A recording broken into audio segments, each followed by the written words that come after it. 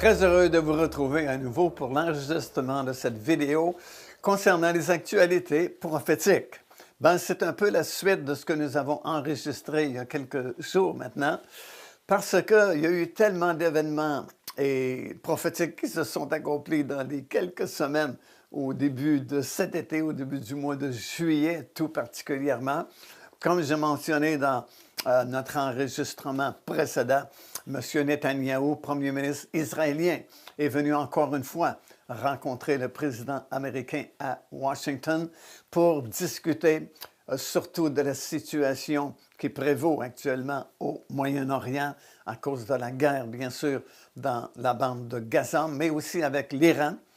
Depuis les attaques qu'Israël a fait sur l'Iran, ça a débalancé un petit peu le Moyen-Orient, et parler de l'Ukraine, mais surtout de ces élargissements des accords d'Abraham qui peuvent nous conduire très rapidement, je crois, à l'accomplissement de cette confirmation d'une alliance de paix et de sécurité qui, bien sûr, sera une fausse paix, une fausse sécurité. La paix ne durera pas longtemps puisque ça permettra tout simplement à l'Antéchrist d'émerger et de permettre la construction d'un troisième temple en Israël. Vous savez qu'on est tout fin prêt en Israël pour construire ce temple.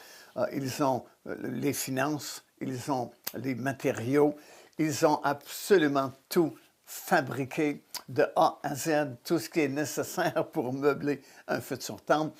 Ils ont même des sacrificateurs, véritables descendants d'Aaron, qui sont prêts parce qu'ils ont pratiqué tout ce qui est nécessaire pour le fonctionnement d'un futur temple. Ils sont passés experts dans l'art d'offrir les sacrifices et tout ce qu'un temple exige comme préparation, et puis tous les travaux qui doivent être faits, tous les services qui doivent être rendus.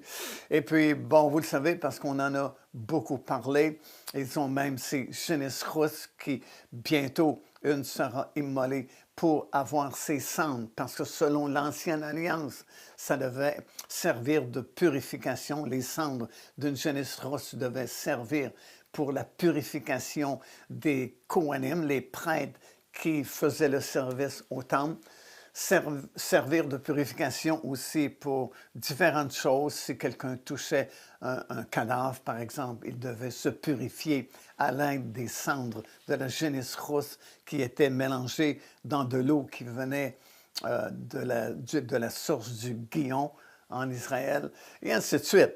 Et puis depuis l'an 70, évidemment, on n'avait plus ce type d'animal, puis c'était moins nécessaire parce qu'il n'y avait pas de temple et on ne parlait pas de la possibilité de construire un temple jusqu'à récemment, ces dernières années seulement qu'on en parle. Mais tout ça est prêt, et puis ça nous prouve une fois de plus qu'il y a comme une accélération d'accomplissement prophétique qui nous indique clairement que nous sommes très proches d'événements vraiment majeurs.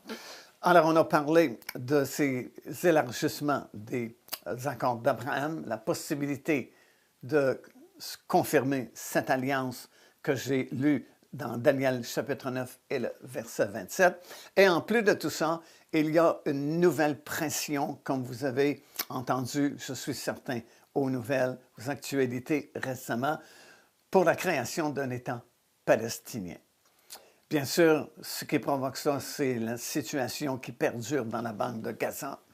Les images que nous voyons sur Internet, à la télévision, dans les actualités, des gens qui sont absolument affamés dans la bande de Gaza, et de la violence qui perdure à cet endroit, autant du côté du Hamas que du côté d'Israël, parce qu'Israël doit se défendre, bien sûr.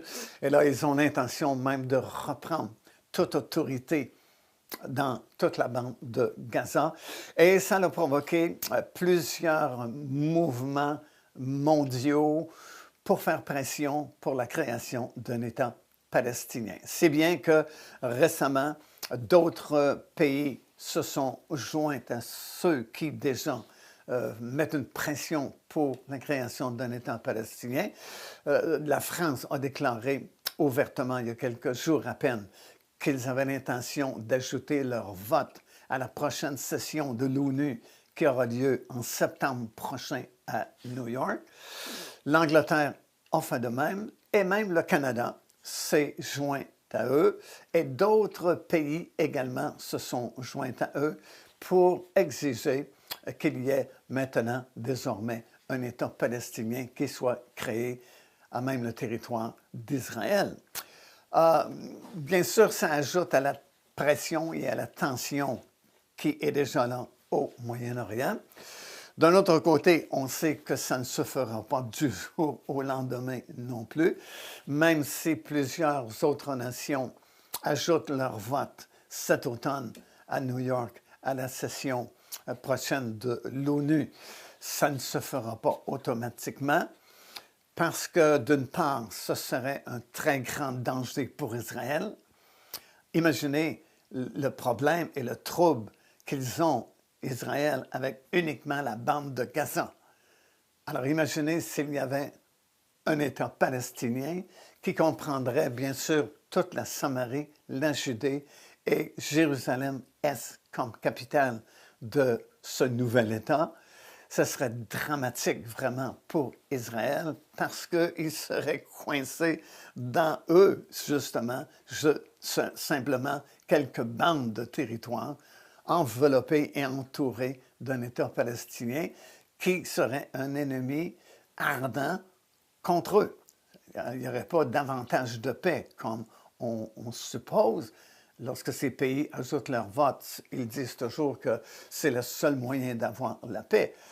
Mais c'est peu probable que ça produise de la paix parce que la plupart des pays qui feront partie, ou les gens qui feront partie de ce nouvel État, tout ce qu'ils désirent, c'est la destruction totale d'Israël. Alors ce serait très, très, très grand danger pour Israël. Et surtout, Israël ne voudra pas facilement céder Jérusalem-Est parce que Jérusalem-Est a été reconquis en 1967 lors de la guerre des 6 jours. Et vous vous souvenez peut-être, ou vous avez lu, ou vous avez vu des images sur Internet, des chefs de l'armée israélienne et des premiers ministres israéliens juraient devant le mur de lamentation que jamais, au grand jamais, ils n'abandonneront Jérusalem. Jamais qu'on divisera à nouveau Jérusalem. Et Jérusalem-Est, ben, c'est là où se trouvent tous les lieux saints. C'est là où se trouve l'esplanade du Temple, Golgotha, montagne des Oliviers.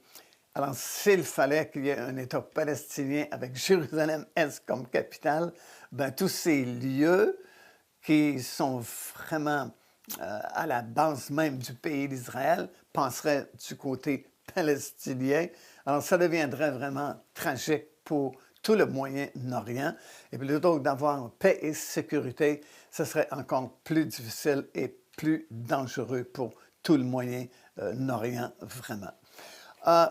D'un autre côté, si ça va plus loin, les tensions et les pressions pour créer un État palestinien dans ce territoire, et que ça deviendrait vraiment sérieux, ça pourrait servir de provocation pour toute une autre chose que bien souvent on ne pense pas, mais qui est mentionnée, prophétisée, écrit noir sur blanc dans la Bible depuis très longtemps, et c'est la fameuse guerre de Gog et Magog, prophétisée par le prophète Ézéchiel depuis des milliers d'années, au moins 2600 ans, et détaillée dans le chapitre 38 et une partie du chapitre 39 dans le livre d'Ézéchiel, dans l'Ancien Testament. Et on en a parlé également souvent, et je pense que vous êtes un peu au courant du moins, que c'est une coalition de très nombreuses nations. Le mot multitude revient à plusieurs reprises dans le chapitre 38 et 39 d'Ézéchiel.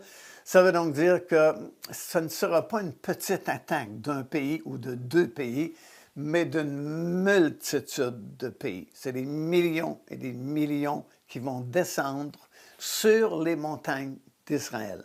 L'expression « les montagnes d'Israël » désigne la Samarie et la Judée, que nous appelons de nos jours la Cisjordanie, ou en anglais le West Bank, dont on parle régulièrement dans les nouvelles, dans nos actualités. Mais autrefois, à l'époque d'Ézéchiel, et pendant très longtemps, on n'appelait pas ça la Cisjordanie, ni le West Bank, on appelait ça tout simplement la Samarie et la Judée. Et c'est là qu'Abraham, le premier, est arrivé.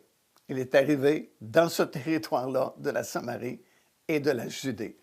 Et la Samarie et la Judée, c'est le cœur même d'Israël. C'est là que les prophètes prophétisaient dans le désert de la Judée. C'est là que l'histoire d'Israël a été écrite. Et c'est ce qu'on voudrait comme territoire pour créer un État palestinien jusqu'à Jérusalem-Est, en Judée, qui deviendrait la capitale de cet État, en plus des autres territoires qu'Israël avait déjà concédés, comme la région de Jéricho et, bien sûr, la bande de Gaza.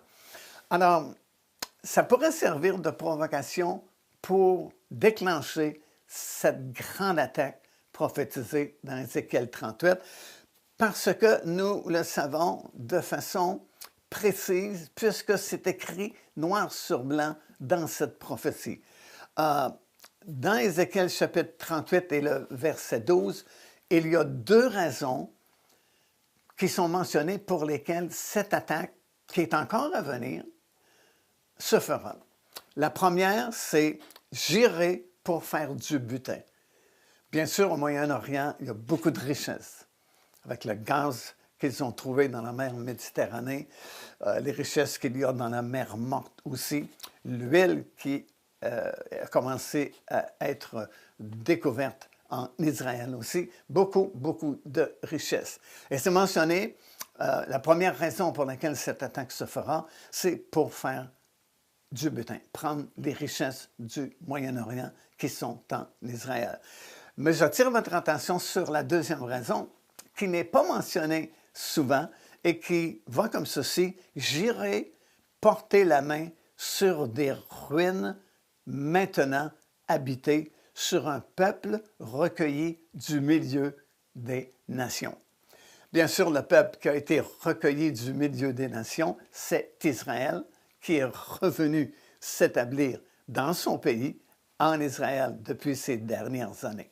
Porter la main sur, en hébreu, c'est le mot sub, S-U-B, qui signifie récupérer. Alors, la deuxième raison, c'est pour venir récupérer des ruines qui sont maintenant habitées. Les ruines qui sont maintenant habitées sur les montagnes d'Israël, c'est la Judée et la Samarie. Pour mieux comprendre, je vous recommande de lire attentivement le chapitre 36 du livre d'Ézéchiel. Parce que le chapitre 36, c'est une prophétie sur les montagnes d'Israël, ou encore une prophétie sur la Judée et la Samarie. Et la prophétie explique qu'à cause des guerres qu'il y a eu à l'époque, les habitants de la Judée et de la Samarie ont quitté la région, le territoire, pour sauver leur vie. Et c'est devenu comme un désert, c'est devenu désertique. Il n'y a plus grand-chose qui poussait dans la région parce qu'il n'y avait plus personne qui s'occupait de la terre pour cultiver la terre, pour faire pousser des arbres, faire pousser des fruits. Mais la prophétie dit dans Ézéchiel 36 que dans les derniers jours, Dieu prophétise sur la Samarie et la Judée, prophétise qu'il y aura à nouveau des arbres, prophétise qu'il y aura même des fruits, de l'abondance de production de la terre, et que le peuple lui-même reviendra s'établir dans les montagnes d'Israël, dans la Judée et la Samarie. Et de nos jours, c'est accompli. Si vous allez en Judée et la Samarie, les villes ont été reconstruites. La terre produit en abondance. Écoutez, il y a plusieurs années maintenant, nous étions en Israël pour filmer et puis on avait loué une voiture et puis nous nous sommes rendus en Judée et en Samarie et nous logions dans un hôtel moderne qui avait été construit par un patriote qui était revenu s'établir en Judée et en Samarie afin justement de permettre l'accomplissement de cette prophétie que vous avez dans Ézéchiel 36. Et pendant des heures de temps, il nous a parlé sur la prophétie d'Ézéchiel 36 qui s'accomplissait de jour en jour dans cette région. Alors voilà, c'est une prophétie claire dans Ézéchiel 38, chapitre 38 et le verset 12, qu'une des deux raisons pour laquelle cette multitude va descendre pour attaquer Israël, c'est afin de récupérer ce territoire. Pourquoi la Russie, qui serait en tête de cette coalition d'une multitude de nations, voudrait récupérer la Samarie et la Judée pour s'en faire un État palestinien, comme on réclame présentement? Ben, c'est pour tenter de contrôler la région. Parce qu'il y a un combat, c'est évident, de nos jours, qui va contrôler le Moyen-Orient. Est-ce que ce sont les États-Unis d'Amérique ou est-ce que c'est le groupe BRIC qui font des pieds et des mains pour compétitionner avec les Américains? Alors, vous comprenez, il y a un conflit, là. Oui, il y a beaucoup de pouvoir, beaucoup de richesse dans cette région. Et celui qui contrôle le Moyen-Orient contrôle le monde. Alors, peut-être que la pression qu'on fait présentement ne servira pas vraiment au but qu'ils avaient en faisant cette pression de création d'un État palestinien, mais servira plutôt de provocation pour provoquer justement la coalition de cette multitude de nations pour être les premiers rendus dans la région et pour avoir le contrôle de cette région. Ça va être intéressant à suivre parce que ce sont des prophéties qui commencent à s'accomplir sous nos yeux et c'est vraiment très intéressant et palpitant parce que pour nous, chrétiens, nous savons que ça nous rapproche davantage du retour de notre Seigneur Jésus-Christ.